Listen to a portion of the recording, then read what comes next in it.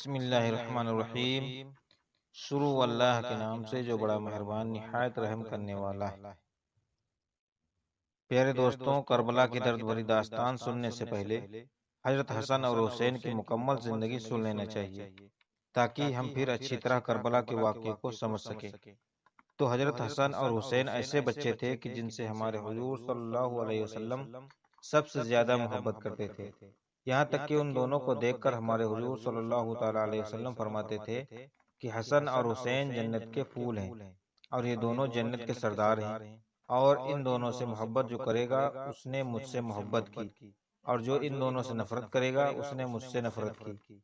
حضرت حسن کی پیدائش 3 ہجری میں ہوئی اور حضرت حسین کی پیدائش 4 ہجری میں ہوئی۔ حضرت حسن اپنے چھوٹے بھائی حضرت حسین سے 1 سال بڑے تھے۔ جب حضرت حسن کی پیدائش ہوئی تو ہمارے حضور صلی اللہ تعالی علیہ وسلم بہت زیادہ خوش ہوئے اور جلدی سے حضرت فاطمہ کے گھر پہنچے، اور پھر حضرت حسن کو گود میں لے کر حضرت علی سے پوچھا کہ اے علی، تم نے اس بچے کا نام کیا رکھا ہے؟ تو حضرت علی رضی اللہ تعالیٰ عنہ نے فرمایا کہ اللہ کے رسول، میں نے اس کا نام حرب رکھا ہے۔ تو حضور صلی اللہ علیہ وسلم نے فرمایا نہیں نہیں، یہ تو حسن ہے۔ اور پھر جب 1 سال بعد حضرت حسین کی پیدائش ہوئی تب بھی ہمارے حضور صلی اللہ تعالیٰ علیہ وسلم جلدی سے گھر آئے اور اپنے ناتی کو گود میں لیتے ہوئے حضرت علی سے پوچھا کہ علی، تم نے اس بچے کا نام کیا رکھا ہے؟ حضرت علی نے فرمایا کہ اللہ کے رسول، میں نے اس کا نام حرب رکھا ہے۔ حضور صلی اللہ تعالیٰ علیہ وسلم نے فرمایا نہیں نہیں، اس کا نام تو حسین ہے۔ ہمارے نبی اس قدر محبت کرتے تھے کہ ایک بار حضور صلی اللہ تعالیٰ علیہ وسلم مسجد میں صحابہ اکرام کے ساتھ بیٹھے ہوئے تھے کہ تبھی حضرت حسن کے رونے کی آواز آنے لگی تھی۔ تو ہمارے حضور صلی اللہ تعالیٰ علیہ وسلم جلدی سے اٹھے اور اٹھ کر حضرت فاطمہ کے پاس پہنچے اور کہنے لگے کہ اے فاطمہ، میرا بچہ حسن رو رہا ہے۔ کیوں رو رہا ہے؟ کیا تمہیں نہیں پتا کہ حسن کے رونے سے میں نے بے چینی محسوس کی؟ میں بے چین ہو جاتا ہوں۔ ایک رات ہمارے حضور صلی اللہ تعالیٰ علیہ وسلم اپنی بیٹی حضرت فاطمہ کے گھر آئے اور حضرت فاطمہ علی دونوں سے سو چکے تھے، جبکہ حضرت حسن بھوک کی وجہ سے رو رہے تھے۔ رونے کی آواز سن کر حضرت فاطمہ اٹھنے لگی تو حضور صلی اللہ تعالیٰ علیہ وسلم نے حضرت فاطمہ سے کہا کہ تم لیٹی رہو، اور پھر خود ہمارے حضور صلی اللہ تعالیٰ علیہ وسلم نے ایک برتن لیا اور بیچ آنگن میں کھڑی ایک بکری کا دودھ نکال کر حضرت حسن کو اپنے ہاتھوں سے دودھ پلایا۔ حضرت حسن نے پیٹ بھر کر دودھ پیا اور پھر خاموشی سے سو گئے۔ پیارے دوستوں، ایک بار حضور صلی اللہ تعالیٰ علیہ وسلم صحابہ اکرام کو نماز پڑھا رہے تھے کہ اتنی دیر میں حضرت حسن و حسین مسجد میں آ گئے اور چلتے چلتے حضور صلی اللہ تعالیٰ علیہ وسلم کے مصلی کے پاس پہنچ کر کھیلنے لگے۔ حضور صلی اللہ تعالیٰ علیہ وسلم جب سجدے میں گئے تو حضرت حسن اور حسین آپ کی پیٹھ پر سوار ہو گئے۔ ہمارے حضور صلی اللہ تعالیٰ علیہ وسلم نے سجدے کو لمبا کر دیا تاکہ کہیں اچانک سے سجدے سے اٹھنے کی وجہ سے بچوں کو کوئی چوٹ نہ لگ جائے۔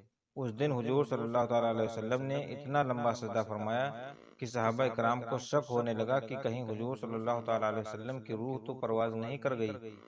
دوستوں، یہ تھی ہمارے حضور صلی اللہ علیہ وسلم کی حسن اور حسین سے محبت۔ حضرت سلمان فارسی فرماتے ہیں کہ ایک بار ہم لوگ حضور صلی اللہ تعالیٰ علیہ وسلم کے پاس بیٹھے ہوئے تھے کہ اتنے میں ایک عورت دوڑتی ہوئی آئی اور کہنے لگی کہ اللہ کے رسول، حسن اور حسین کہیں کھو گئے ہیں، بہت دیر سے نظر نہیں آ رہے۔ فاطمہ بہت پریشان ہیں۔ یہ سن کر حضور صلی اللہ تعالیٰ علیہ وسلم نے سارے صحابہ اکرام سے فرمایا کہ جلدی اٹھو اور میرے بچوں کو تلاش کرو۔ تمام صحابہ اکرام مدینہ میں ہر طرف پھیل گئے۔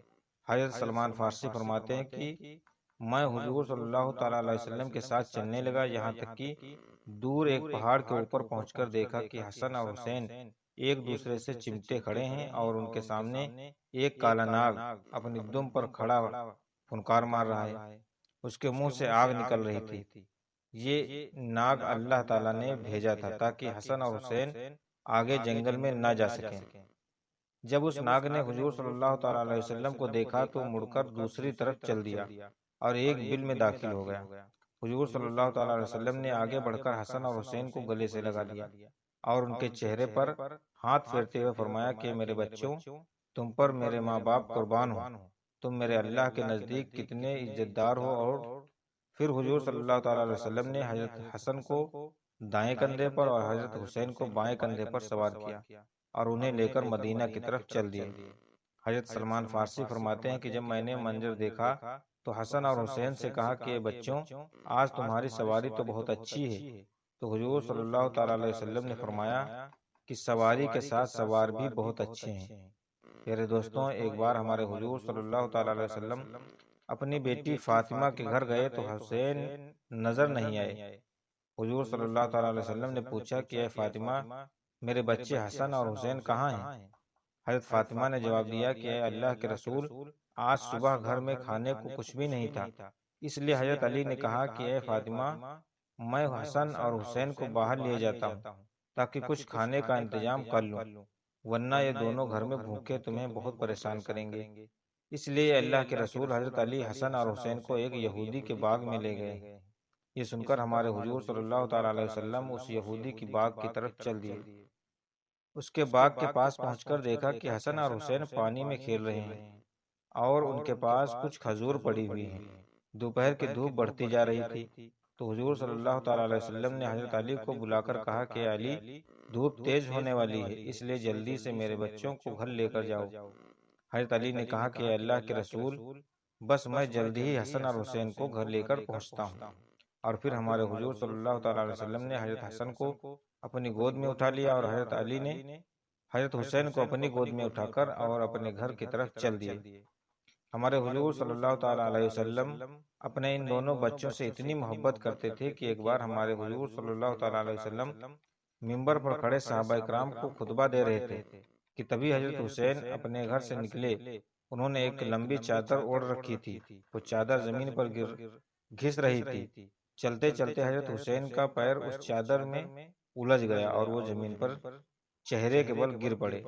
حضور صلی اللہ تعالیٰ علیہ وسلم نے جیسے ہی اپنے بچے حسین کو گرتے ہوئے دیکھا تو ممبر سے نیچے اتر کر آئے، لیکن اتنی دیر میں صحابہ اکرام نے آگے بڑھ کر حضرت حسین کو اٹھا لیا اور حضور کے پاس لا کر بٹھا دیا۔ حضور صلی اللہ تعالیٰ علیہ وسلم نے فرمایا کہ اللہ کی قسم، جب میں نے اپنے بچے کو گرتا ہوا دیکھا تو مجھے پتہ ہی نہیں چلا کہ میں کب ممبر سے نیچے اتر آیا۔ حضور صلی اللہ تعالیٰ علیہ وسلم کی وفات کے بعد حضرت ابوبکر خلیفہ بنے اور پھر ان کے بعد حضرت عمر خلیفہ بنے، تو حضرت عمر کا ڈر لوگوں میں بہت زیادہ تھا، یہاں تک کہ بچے بھی حضرت عمر کو دیکھ کر بھاگ جاتے تھے۔ ایک بار حضرت حسن کچھ لڑکوں کے ساتھ گھر کے باہر کھیل رہے تھے کہ تبھی ادھر سے حضرت عمر کا حضور گزر ہوا۔ جب بچوں نے حضرت عمر کو دیکھا تو سارے کے سارے بچے بھاگ گئے سوائے حضرت حسن کے۔ یہ دیکھ کر حضرت حسن کو بہت غصہ آیا کہ حضرت عمر کی وجہ سے میرا سارا کھیل برباد ہو گیا، تو انہوں نے غصے میں حضرت عمر سے کہا کہ کیا تم میرے نانا کے غلام نہیں ہو؟ یہ سن کر حضرت عمر رونے لگے اور حضرت حسن کو اپنی گود میں بٹھاتے ہوئے کہا کہ اے میرے بچے، قیامت کے دن بھی اس بات کی گواہی دے دینا کہ میں تمہارے نانا کا غلام ہوں۔ حضرت حسن اور حسین جب بڑے ہوئے تو غریبوں کی بہت مدد کیا کرتے تھے۔ ایک بار ایک شاعر نے حضرت حسین کی بہت تعریف کی تو آپ نے اس شاعر کو بہت زیادہ مال عطا کیا۔ اس پر ایک صاحب نے حضرت حسین سے کہا کہ آپ نے اسے اتنا زیادہ مال کیوں دے دیا؟ حضرت حسین نے انہیں سمجھایا کہ مجھے اس بات کا ڈر ہوا کہ کہیں یہ شاعر ایسا نہ کہہ دے کہ اے حسین، تم تو فاطمہ کے لڑکے ہو اور علی کے بیٹے ہو، تو تم مجھے اتنا کم مال کیوں دے رہے ہو؟ اس لیے میں نے شرم سے اسے اتنا زیادہ مال دے دیا۔ دوستوں، ایک بار حضرت حسن مدینہ کے ایک باغ کے پاس سے گزر رہے تھے کہ انہوں نے ایک لڑکے کو دیکھا کہ اس کے ہاتھ میں ایک روٹی تھی۔ اس کے سامنے ایک کتا بیٹھا ہوا تھا۔ وہ لڑکا روٹی کا ایک ٹکڑا خود کھاتا اور ایک ٹکڑا اس کتے کو کھلاتا، یہاں تک کہ اس لڑکے نے آدھی روٹی کتے کے ساتھ بانٹ کر کھائی۔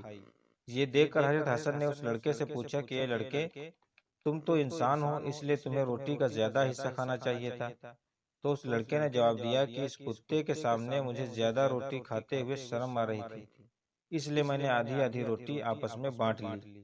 یہ سن کر حضرت حسن نے اس لڑکے سے پوچھا کہ تم کس کے غلام ہو؟ اس لڑکے نے کہا کہ میں آبان بن عثمان کا غلام ہوں اور یہ انہی کا باغ ہے۔ حضرت حسن نے کہا کہ اے لڑکے، جب تک میں واپس نہ آؤں گا تم یہیں پر رہنا۔ پھر حضرت حسن باغ کے مالک کے پاس پہنچے اور اس لڑکے کے ساتھ باغ کو بھی خرید لیا، اور پھر واپس اس لڑکے پاس آ کر کہا کہ لڑکے، میں نے تمہیں خرید لیا ہے۔ تو اس لڑکے نے سر جھکاتے ہوئے کہا کہ آج سے میں آپ کا غلام ہوں، آپ جو حکم دیں گے میں وہ مانوں گا۔ تو حضرت حسن نے فرمایا کہ لڑکے، تم میری طرف سے آزاد ہو اور یہ پورا باغ بھی اب تمہارا ہے۔ دوستوں، یہ ہمارے رسول کے نواسوں کے کچھ واقعات تھے۔ اب آگے ہم بات کریں گے امام حسن اور حسین کی شہادت کے بارے میں۔ دوستوں، حضرت حسین کی شہادت کا واقعہ تو ایسا ہے کہ حضرت حسین کی شہادت سے آسمان اور زمین بھی کانپ اٹھے۔ یہ دنیا کا تنہا ایسا واقعہ ہے کہ اس کے بعد آسمان لال پڑ گیا تھا، اور اس دن بیت المقدس میں جو بھی پتھر اٹھایا جاتا اس کے نیچے سے خون ملتا تھا۔ کئی دنوں تک لال آندھیاں چلتی رہیں اور ہر طرف ایک وحشت سی چھائی تھی، کیونکہ حضرت حسین کی شہادت کوئی عام شہادت نہیں تھی، بلکہ نبی کے نواسے حضرت حسین کو بڑی بے دردی سے کربلا کے میدان میں شہید کیا گیا تھا۔ پیارے دوستوں، حضرت حسین ہمارے نبی حضور صلی اللہ تعالی علیہ وسلم کے ناتی اور حضرت فاطمہ کے لڑکے تھے۔ ہمارے حضور صلی اللہ تعالی علیہ وسلم کی وفات کے 50 سالوں بعد جب یزید بادشاہ بنا تو اس نے حکم دیا کہ سارے لوگ آ کر میرے ہاتھوں پر بیعت کریں اور مجھے اپنا بادشاہ اور خلیفہ مان لیں۔ یزید ایک بہت گنہگار اور عیاشی قسم کرنے والا انسان تھا۔ وہ مسلمانوں کا بادشاہ بننے کے بالکل لائق نہیں تھا۔ یہاں تک کہ کئی تاریخ لکھنے والوں نے یزید کے بارے میں لکھا ہے کہ وہ شراب بھی پیتا تھا۔ اس لیے جب حضرت حسین کو اس بات کی خبر ہوئی کہ یزید مسلمانوں کا خلیفہ اور بادشاہ بن چکا ہے تو انہوں نے فرمایا کہ یزید بادشاہ بننے کے بالکل لائق نہیں ہے، اس لیے میں کبھی بھی اس کے ہاتھ پر بیعت نہیں کروں گا، کیونکہ حضرت حسین ہمارے نبی کے نواسے اور اس وقت لوگوں میں سب سے زیادہ مشہور ہستی تھے۔ اس لیے مسلمانوں میں جب تک حضرت حسین یزید کو اپنا خلیفہ نہ مناتے تب تک دوسرے مسلمانوں کی ایک بہت بڑی تعداد بھی زیادہ تھی یزید کو اپنا خلیفہ ماننے کے لیے تیار نہ ہوتی۔ اب یہ خبر مدینہ کے گورنر ولید تک پہنچ گئی تو اس نے حضرت حسین کو اپنے پاس بلایا اور کہا کہ آپ یزید کو اپنا خلیفہ مان لیں، نہ آپ کے خلاف کوئی بڑا فیصلہ لیا جائے گا۔ حضرت حسین نے جواب دیا کہ میں کسی گنہگار انسان کو اپنا بادشاہ ہرگز نہیں مان سکتا، اس لیے میں مرنا تو گوارا کروں گا لیکن یزید کو کبھی بھی اپنا خلیفہ تسلیم نہیں کروں گا۔ دوستوں، کوفہ شہر کے بہت سے ایسے لوگ تھے جو حضرت حسین کی طرح یزید کو اپنا خلیفہ ماننے کے لیے تیار نہیں تھے۔ اس لیے جب لوگوں کو خبر ہوئی کہ حضرت حسین نے بھی یزید کو خلیفہ ماننے سے انکار کر دیا ہے تو کوفہ شہر والوں نے بہت سارے خط لکھ کر حضرت حسین کو کہا کہ آپ ہمارے پاس کوفہ آئیں، ہم آپ کو اپنا بادشاہ اور خلیفہ تسلیم کریں گے، اور آپ کی خاطر اگر ہمیں لڑنا پڑے تو ہم اپنی جانوں کا نذرانہ بھی پیش کریں گے۔ یہ بات حضرت حسین کو پہنچی تو انہوں نے کوفہ شہر جانے کا ارادہ بنا لیا، لیکن عبداللہ بن عباس نے کہا کہ آپ اس طرح سفر نہ کریں، یزید کی حکومت بہت ظالم ہے، اس لیے وہ آپ کے خلاف کوئی بھی قدم اٹھا سکتے ہیں، اس لیے آپ کوفہ والوں کو پیغام بھیج دیں کہ اگر وہ حقیقت میں آپ کو اپنا خلیفہ تسلیم کرتے ہیں تو خود ہی اپنے لشکر کو لے کر مدینہ آ جائیں۔ لیکن حضرت حسین نے جواب دیا کہ نہیں، میں کوفہ جانا مناسب سمجھتا ہوں، کیونکہ میں نے آج رات اس بارے میں ایک خواب دیکھا ہے اور لڑائی کرنے کا کوئی بھی ارادہ نہیں ہے۔ جب یزید کو خبر ہوئی کہ حضرت حسین نے اسے اپنا بادشاہ ماننے سے انکار کر دیا تو اس نے ہر وہ طریقہ اپنایا کہ جس سے وہ حضرت حسین کو ڈرا دھمکا کر اپنی بات ماننے کے لیے راضی کر لے۔ اس لیے جب یزید کو خبر ہوئی کہ حضرت حسین کوفہ شہر کی طرف اپنا لشکر لے کر نکل چکے ہیں اور کوفہ والے حضرت حسین کو اپنا خلیفہ اور بادشاہ بنانا چاہتے ہیں، تو یزید نے اپنے محل کے ایک بہت ہی ظالم اور سخت دل انسان کو کوفہ شہر گورنر بنا دیا۔ اس کا نام ابن زیاد تھا۔ یزید نے اپنے گورنر ابن زیاد کو حکم دیا کہ اگر حضرت حسین کوفہ شہر پہنچنے کی کوشش کریں تو انہیں راستے میں ہی روک دیا جائے، انہیں کسی حال میں بھی کوفہ شہر میں نہ پہنچنے دیا جائے۔ دوستوں، کوفہ شہر سے سینکڑوں کلومیٹر پہلے کربلا کا میدان پڑتا ہے۔ جب حضرت حسین کربلا کے میدان میں پہنچے تو ادھر کوفہ شہر کے گورنر نے ایک بہت بڑا لشکر کربلا کی طرف روانہ کیا۔ اس لشکر کا سردار ابن زیاد تھا۔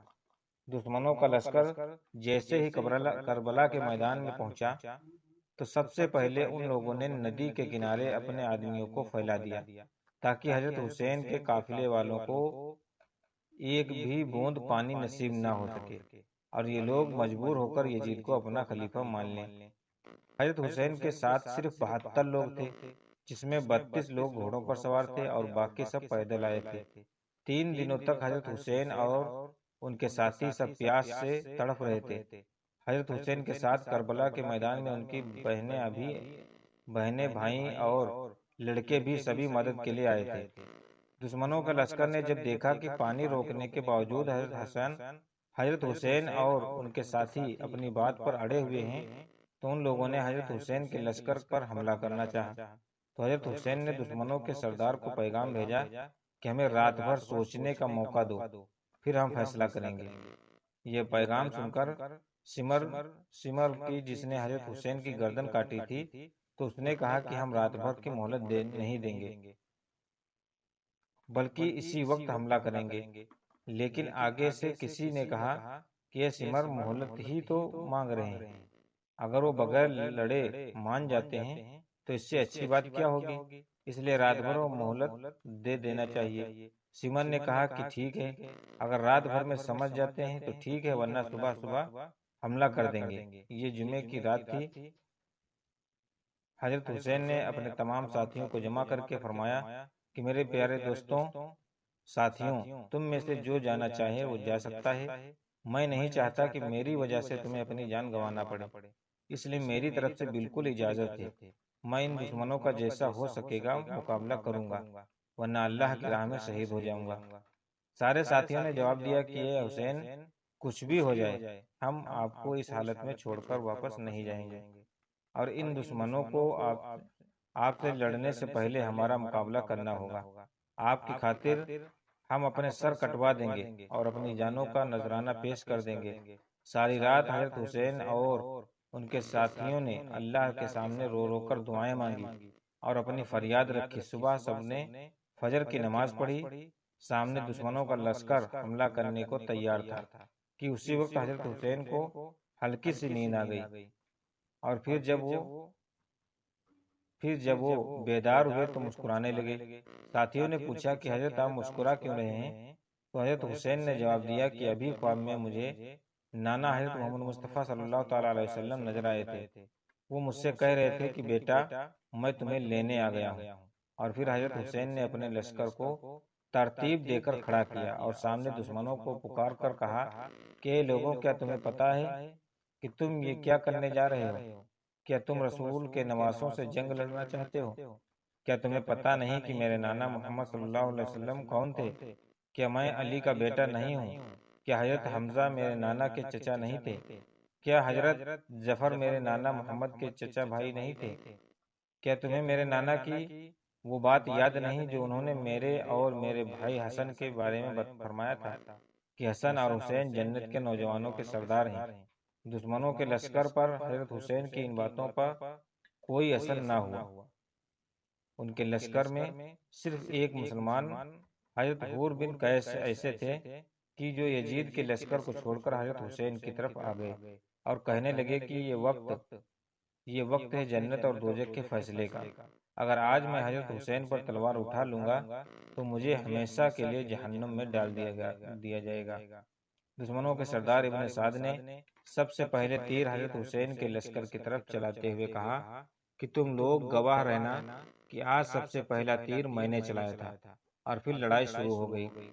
حضرت حسین کے لشکر کے ساتھ اللہ کی ایک خاص مدد تھی کہ سامنے دشمنوں کا 4000 کا لشکر تھا اور ادھر حضرت حسین کی طرف صرف 72 لوگ تھے، لیکن 72 لوگ ان 4000 دشمنوں کو اپنی تلواروں سے ایسے کاٹ رہے تھے جیسے کہ گاجر مولی کاٹتے ہیں۔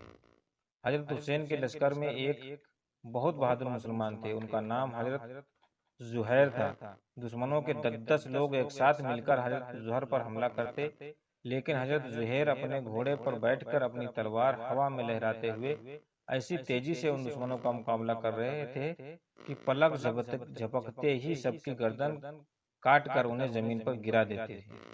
کوئی ان کے پاس آنے کی ہمت نہیں پا رہا تھا۔ حضرت زہیر کو دیکھ کر سارے دشمن سہم گئے، ڈر رہے تھے کہ تبھی سمر نے حکم دیا کہ زہر کے پاس کوئی نہ جاؤ، بلکہ دور ہی سے ان کے اوپر پتھر مارو اور تیر چلا چلا کر ان کو زخمی کرو، ورنہ وہ آج سارے لشکر کو ختم کر دیں گے۔ اور پھر دشمنوں نے ایسا ہی کیا۔ انہوں نے دور سے حضرت حضور پر پتھر مارنا شروع کر دیے۔ حضرت زہیر بہت دیر تک پتھروں کو روکتے ہوئے، لیکن تبھی اچانک ایک دشمن نے تیر چلایا اور وہ سیدھا حضرت زہر کے کندھوں پر جا کر لگ گیا، جس سے ان کا ہاتھ پھٹ گیا۔ سمر کے حکم پر فوج نے دوڑ کر حضرت زہر کو رسیوں میں باندھ کر جکڑ لیا اور اپنے سردار ابن سعد کے سامنے لا کر پیش کیا۔ حضرت زہیر نے ابن سعد سے کہا کہ شکر منا کہ میرے ہاتھ کٹ گئے، ورنہ آج میں تیرے سارے لشکر کو کاٹ دیتا۔ ابن سعد نے حکم دیا کہ ان کی گردن اڑا دو، اور پھر پیچھے سمر نے اپنی تلوار سے حضرت زہیر کی گردن کاٹ دی۔ حضرت زہیر کیا حضرت حسین کا لشکر اتنی بہادری سے لڑ رہا تھا کہ دشمنوں میں سے کوئی بھی ان کا مقابلہ نہیں کر پا رہا تھا۔ اس لیے دشمنوں کے سردار ابن سعد نے 500 تیر انداز کو تیر کمان دے کر بھیجا اور کہا کہ دور ہی سے حضرت حسین کے گھوڑوں کو تیر چلا چلا کر مار ڈالو، تاکہ حسین کے لشکر والے بے بس ہو جائیں اور پھر ہم اپنے گھوڑوں سے ان پر حملہ کر دیں۔ ان 500 تیر انداز نے دور ہی سے تیر چلانا شروع کیے اور حضرت حسین کے سارے گھوڑوں کو مار ڈالا۔ گھوڑوں کے مرنے کی وجہ سے حضرت حسین کا سارا لشکر پیدل ہو گیا۔ جمعے کا دن تھا، دوپہر کا وقت ہو چکا تھا، جمعے کی نماز کا وقت قریب تھا، تو حضرت حسین نے اپنے ایک ساتھی سے کہا کہ آواز لگا کر دشمنوں کے سردار سے کہو کہ ہمیں جمعے کی نماز پڑھنا ہے، تم تھوڑی دیر کے لیے اپنے لشکر کو روک لو تاکہ ہم سب نماز پڑھ سکیں۔ لیکن سامنے سے دشمنوں کے سردار نے جواب دیا کہ ہم تمہیں نماز نہیں پڑھنے دیں گے۔ مجبور ہو کر حضرت حسین نے نماز خوف پڑھی۔ وہ اس طرح کہ آدھے لوگ دشمن کا مقابلہ کر رہے تھے اور آدھے لوگ پیچھے جماعت کے ساتھ جمعے کی نماز پڑھ رہے تھے۔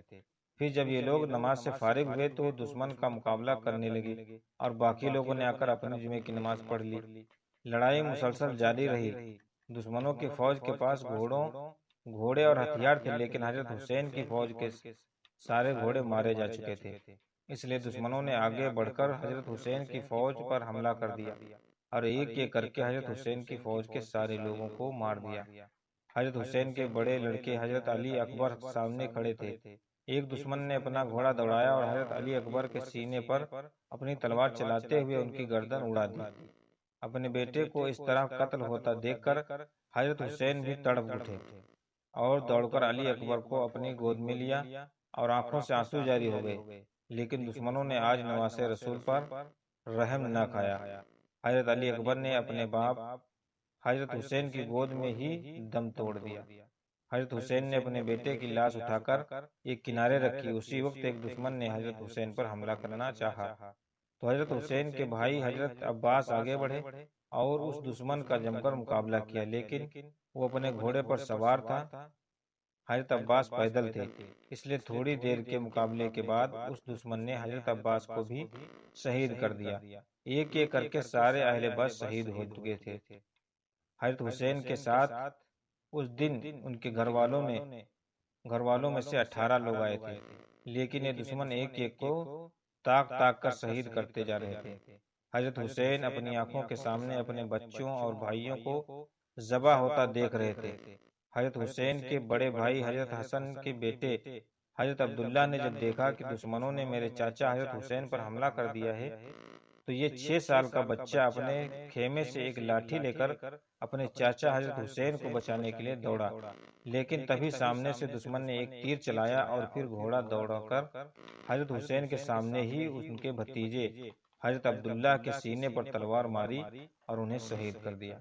جس وقت دشمن نے حضرت حسین کے بھتیجے کے سینے پر اپنی تلوار بھونکی تھی تو بھتیجے عبداللہ نے چیخ ماری، آواز میں اپنے چاچا حضرت حسین کو پکارتے ہوئے کہا کہ ہائے میرے چاچا، مجھے بچاؤ۔ حضرت حسین اپنے بھتیجے کو بچانے کے لیے دوڑے، لیکن تب تک دشمن اپنا کام کر چکا تھا اور حضرت عبداللہ کے سینے سے خون کا فوارہ ابل رہا تھا۔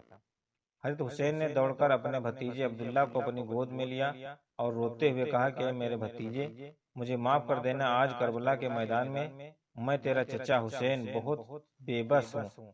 دیکھتے ہی دیکھتے بھتیجے نے حضرت حسین کی گود میں ہی دم توڑ دیا۔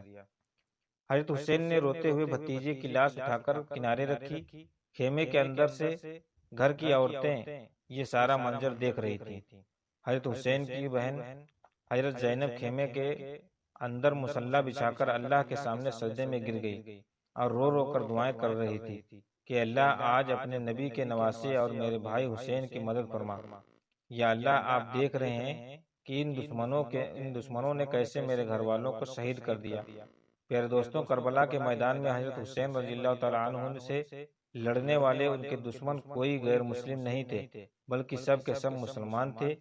یہ قوم کل قیامت کے دن اللہ کو کیا جواب دے گی کہ جس نے اپنے نبی کی اولاد کو بھی قتل کر دیا۔ جب حضرت حسین رضی اللہ تعالیٰ عنہ سارے بھائی اور ساتھی شہید کر دیے گئے تو حضرت حسین نے اپنی تلوار اٹھائی اور دشمنوں سے لڑنے کے ارادے سے آگے بڑھے۔ اتنی دیر میں حضرت حسین کو اپنے سب سے چھوٹے بیٹے کا خیال آیا تو خیمے میں آواز دے کر آپ نے 2 سال کے بیٹے قاسم کو اپنے پاس بلایا اور اسے دیکھ کر رونے لگے۔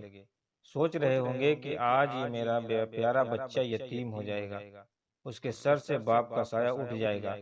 حضرت حسین رضی اللہ تعالیٰ عنہ اپنے بیٹے کے سر پر ہاتھ رکھ کر اسے دیکھے جا رہے تھے اور آنکھوں سے آنسو جاری تھے کہ تبھی سامنے سے ایک دشمن نے تیر چلایا اور وہ سیدھے حضرت حسین کے 2 سال بیٹے قاسم کی گردن پر آ کر لگا۔ اس معصوم کی آہ بھی نہ نکل پائی اور وہ بچہ اپنے باپ کی گود میں ہی گر کر شہید ہو گیا۔ بیٹے کی ایسی موت دیکھ کر حسین بھی تڑپ اٹھے اور آنکھوں سے آنسو بہنے لگے، لیکن تبھی خود کو سنبھالا اور پھر اپنے بیٹے قاسم کی گردن سے بہتا ہوا خون ہاتھ میں لے کر آسمان کی طرف اچھال دیا اور کہا کہ اے اللہ، اگر آپ ان حال میں بھی مجھ سے راضی ہیں تو حسین بھی آج آپ سے اس حال میں راضی ہے۔ اور پھر حضرت حسین نے اپنی تلوار لے کر دشمنوں کا مقابلہ شروع کیا۔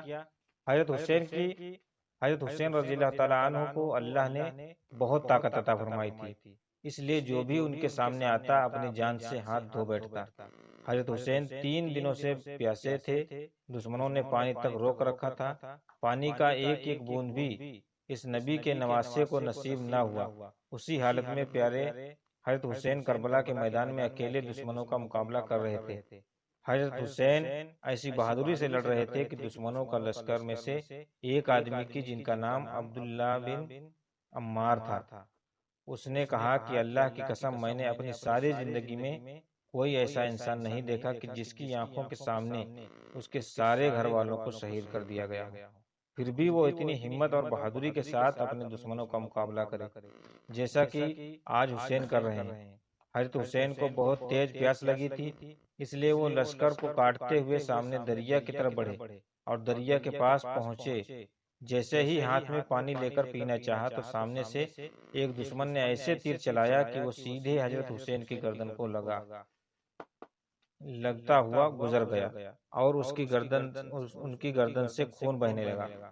حضرت حسین نے اپنی گردن کا خون اپنے ہاتھ میں لیا اور اللہ سے کہا کہ اللہ، لگتا ہے میں اب سے میں پیاسا ہی ملوں گا آپ۔ اور پھر حضرت حسین اٹھے اور دشمنوں کی طرف مڑے تو دشمنوں نے آپ کو چاروں طرف سے گھیر لیا۔ دشمن کی فوج گھوڑوں پر تھی اور حضرت حسین پیدل بھوکے پیاسے اکیلے ان دشمنوں کا مقابلہ کر رہے تھے۔ حضرت حسین دشمنوں کا مقابلہ کرنے کے لیے اٹھے اور ہاتھ میں تلوار لی، لیکن تبھی ایک دشمن نے حضرت حسین رضی اللہ تعالیٰ عنہ کے بائیں کندھے پر تلوار سے حملہ کیا کہ جس کی وجہ سے حضرت حسین کا ہاتھ کٹ گیا اور وہ بے بس ہو گئے، لیکن حضرت حسین نے ہار نہ مانی اور تلوار دوسرے ہاتھ میں لے کر دشمنوں کا مقابلہ کرنا چاہا، لیکن تبھی ایک دشمن نے ایک بڑا سا تیر جس کو نیزہ بولتے ہیں، اس سے حضرت حسین پر حملہ کیا اور وہ نیزہ سیدھے حضرت حسین کے سینے میں گھسا دیا۔ حضرت حسین بے بس ہو کر زمین پر گر پڑے۔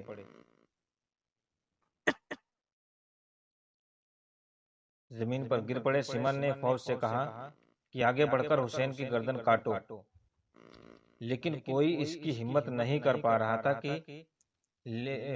تھا، لیکن تبھی انس نام کے ایک دشمن نے آگے بڑھ کر حضرت حسین کے بال پکڑے اور تلوار گردن پر رکھ کر حضرت حسین کا سر کاٹ دیا۔ حضرت حسین کا جسم دھڑام سے زمین پر گرا اور پھر سمر کے حکم پر حضرت حسین کا سر تلوار کی نوک میں لگا کر آسمان کی طرف اٹھا دیا۔ سمر نے حکم دیا کہ جتنے لوگ حسین کے ساتھ آئے تھے ان سبھی کی گردنیں کاٹو اور تلواروں کی نوکوں پر چڑھا دو۔ حضرت حسین کے سبھی ساتھیوں کی گردن کاٹی گئی اور سبھی کے کٹے سر تلواروں کی نوکوں پر چڑھا دیے گئے، یہاں تک کہ ان ظالموں نے حضرت حسین کے 2 سال بچے حضرت قاسم کی بھی گردن کاٹی اور اسے تلوار پر چڑھا دیا گیا۔ اس کے بعد سمر نے حکم دیا کہ حسین کے جسم پر گھوڑے دوڑا دیے جائیں۔ سمر کے حکم پر ایسے کیا گیا اور پھر ہمارے حضور صلی اللہ تعالیٰ علیہ وسلم کے نواسے حضرت حسین رضی اللہ تعالیٰ عنہ کے جسم پر گھوڑے دوڑا کر ان کی لاش کو خراب کر دیا گیا۔ حضرت حسین کے جسم پر 32 تلواروں کے زخم تھے اور 34 نیزوں کے زخم تھے۔ دوستوں، اس بے دردی کے ساتھ کربلا کے میدان میں ہمارے حضور صلی اللہ تعالیٰ علیہ وسلم کے نواسے حضرت حسین کو شہید کیا گیا۔ اس کے بعد سمر کے حکم پر فوج نے خیموں میں بیٹھی عورتوں پر حملہ کر دیا اور ان کا سارا سامان لوٹ لیا۔ ساری عورتوں کے ہاتھوں میں جنزیریں باندھ کر انہیں باہر نکالا گیا۔ تو ان عورتوں میں حضرت حسین کی بہن حضرت زینب بھی تھی۔ حضرت زینب نے جب باہر نکل کر گھر والوں کی لاشیں دیکھی اور اپنے بھائی حضرت حسین اور اپنے 2 سال بھتیجے کی قاسم کا کٹا ہوا سر تلواروں پر چڑھا دیکھا تو تڑپ اٹھی، اور پھر حضرت زینب نے روتے ہوئے آسمان کی طرف دیکھا اور ہمارے حضور صلی اللہ تعالیٰ علیہ وسلم کو پکار کر ایک ایسا مرثیہ پڑھا کہ اس کے سن کر دشمن بھی رونے لگے گا۔ پیارے دوستوں، یہ تھی کربلا کی حقیقت۔ یہ ویڈیو کیسی لگی پلیز کمنٹ میں ضرور بتائیے گا، اور پیارے دوستوں یہ ویڈیو اپنے دوستوں میں شیئر کرنا نہ بھولیں تاکہ ہر مسلمان کربلا کی حقیقت جان سکے۔ اب ملتے ہیں اگلی ویڈیو میں، تب تک کے لیے اللہ حافظ۔